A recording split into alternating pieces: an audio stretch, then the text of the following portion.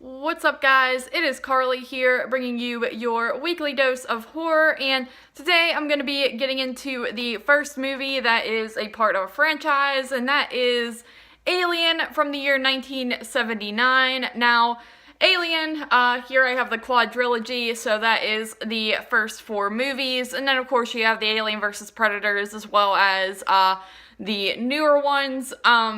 I have not seen the Alien vs. Predator films, but I did watch all of these back when the latest Alien film, Alien Covenant, I believe it was coming out because, JP wanted to see it. He was doing it on the podcast. I really didn't have much interest, but figured I might as well check it out, and I had to at least watch the original films to kind of get a feel for what the movies were about, but that was my only time seeing these movies, and I gotta say, to be honest, one of the reasons I didn't want to even do this sort of reviewing my entire collection series was that I knew I was going to have to review and watch these movies sooner than later, being that they start with an A, and I had just watched them 2 years ago, and while they're not bad movies, not bad at all, they're all actually very good.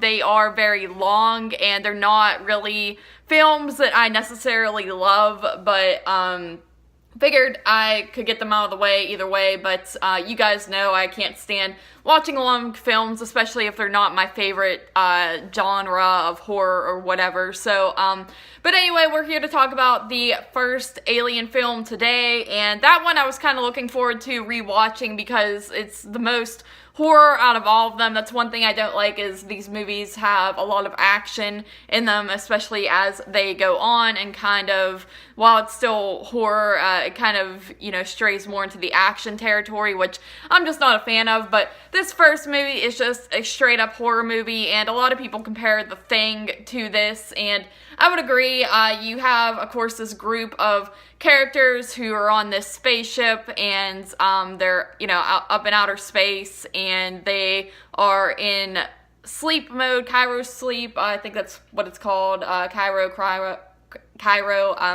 can't say things, but they're in this sleep, but they get this distress signal, so they all kind of wake up and they're investigating what the heck is going on, and they come across these sort of eggs, and this mysterious life form attaches itself to one of the crew members, puts them in a coma, and then some bad things start to happen, and they're trying to, survive and keep safe from whatever this mysterious life form is. So that's kind of what's going on. Like I said, you got this crew, they're in an isolated area, and that's kind of why most people compare The Thing to this movie. In this movie, though, I feel that it kind of takes a while to really get going and get really interesting. The first half of it, or half hour, I guess I could say, it runs about 2 hours long, so I would say like the first half hour is just them kind of investigating what's going on, and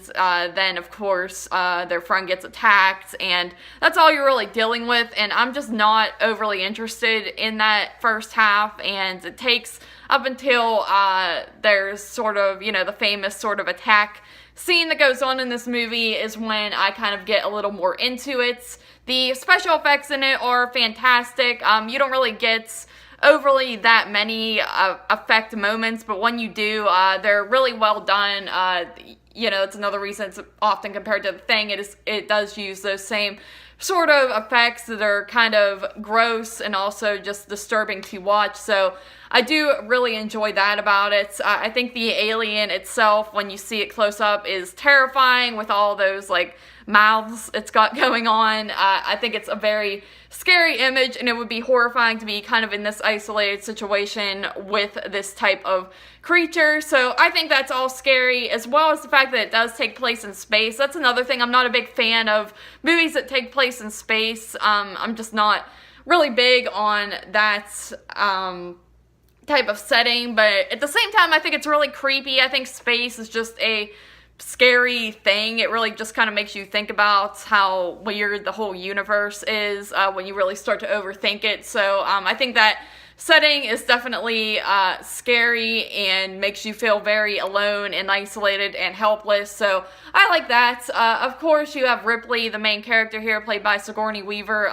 It's kind of weird watching this movie because you see how young she was, but I think she's a really strong character, and I think she does a really good job with the part. The other characters you're dealing with, that's another thing. I don't really find them to be overly that interesting where, you know, not to keep comparing it to The Thing, but in The Thing, those characters are all very interesting and fun and entertaining, and these ones are kind of like that, but just not as interesting to watch, I would say, but I do think Ripley is a really good, strong, I guess you could say final girl type of character in this film, but overall, I think it's a solid movie. I think it's great with atmosphere and it does a good job of creeping you out with just the isolation feel to it. I think the aliens themselves look absolutely creepy and terrifying. I think Ripley's a great character. I think all the characters are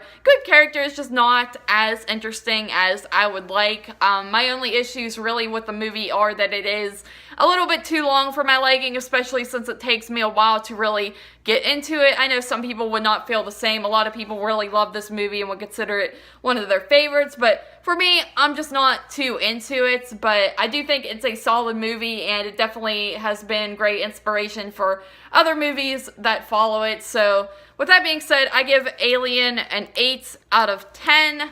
So yeah, like I said, I'm not really looking forward to getting into the other movies because they're so actiony and so long, but obviously I'll be getting them over with. Like I said, that's not to say they're bad movies, they're just not really my taste, but 8 out of 10 for the first Alien thus far. Thank you guys once again for joining me for this weekly dose of horror, and as always, I will see you next week.